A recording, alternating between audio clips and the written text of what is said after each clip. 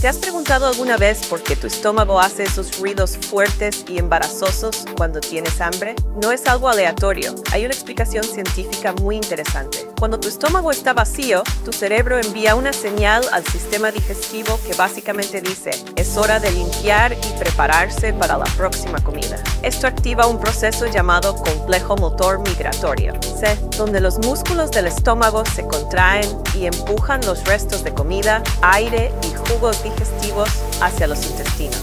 Es como si tu cuerpo tuviera un servicio de limpieza interno. Durante estas contracciones, el aire se mueve y produce esos ruidos clásicos llamados borborismos. Sí, tiene un nombre científico elegante. Pero aquí viene la sorpresa. Tu estómago no solo hace ruido cuando está vacío. Incluso después de comer, puede rugir mientras digiere la comida, especialmente si hay gases o mucho movimiento. Beber demasiada gaseosa o comer rápido puede intensificar el ruido. ¿Quieres calmarlo? Come un bocadillo ligero, pero no lo ignores siempre. Es la forma en la que tu cuerpo pide combustible. Si te gustó este video, dale like y suscríbete para más datos curiosos.